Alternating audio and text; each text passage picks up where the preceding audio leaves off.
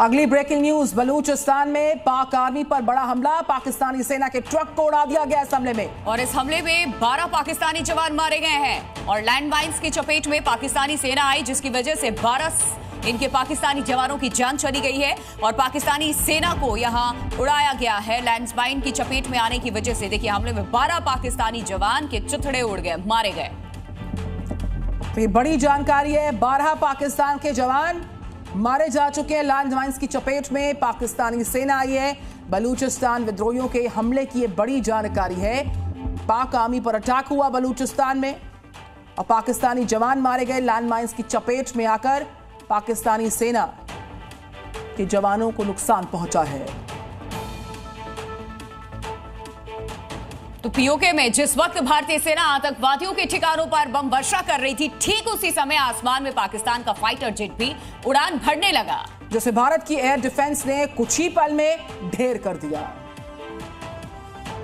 JF-17 thunder एक हल्का single engine वाला मल्टी रोल फाइटर जेट है, जिसे चीन और पाकिस्तान ने संयुक्त रूप से विकसित किया है, जिसे पीओके में एयर स्ट्राइक के दौरान मार गिराया गया। पाकिस्तान ने यहां से 4 अपने जंगली जहाज भेजे थे, जिसमें से 2 वापस आ गए और 2 नहीं है। ये अपडेट सिर्फ मैं आपको दे रहा हूं क्योंकि मैं इस वक्त यहाँ पे हूं और यहाँ पे करंट जंग चल रही है इस वक्त। ये एयरपोर्ट की कंडीशन आप लोग देख सकते हैं, जल्दी निकलो। इसीलिए क्या से पहले यहाँ बम गिरे, जल्दी उठो। चलो अब यहाँ से उठो। अब गाइस, हम लोग अपनी लोकेशन चेंज कर रहे हैं। पाकिस्तानी नागरिक भी बता रहे हैं, पाकिस्तान की तरफ से 4 लड़ाकू विमान जंग के लिए भेजे गए, लेकिन वापस लौटकर सिर्फ 2 ही आए। बाकियों की हालत कुछ इसी तरह हो गई और यही वो JF-17 थंडर है जो पाकिस्तान वायुसेना की रीढ़ कहा जाता है।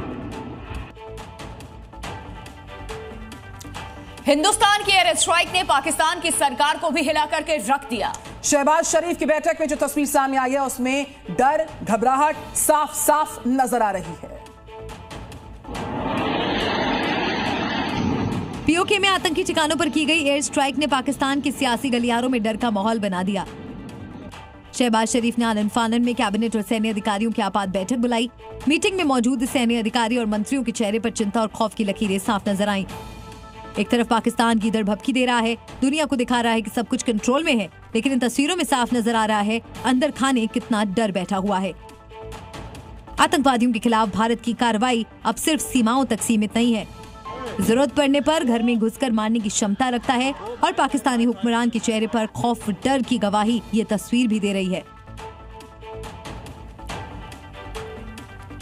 रस्सी जल चुकी है, लेकिन जो ऐंठन है वो जाने का नाम नहीं ले रही है। पाकिस्तान की हालत भी दरअसल कुछ ऐसी है। घर में घुसकर के पिटाई खाने के बाद भी पाकिस्तान की हुक्मरान बदला लेने की बात कर रही है, ख्वाब देख रही है। और इस गीदड़ भभकी की रेस में खुद शहबाज शरीफ शामिल हो गए हैं।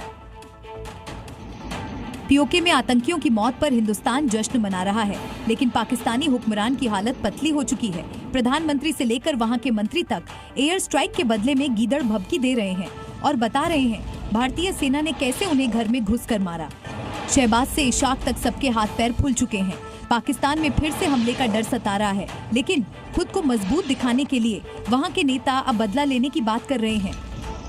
लेकिन शायद पाकिस्तान की हुकूमत ये भूल गई, हर आतंकी हमले के बाद भारत घर में घुसकर मारता है। खैर, वो बात अलग है, अभी तक टारगेट पर आतंकवादी रहे हैं, लेकिन जरूरत पड़ी तो आतंकवादियों को पालने वालों को भी उसी अंदाज में जवाब दिया जाएगा।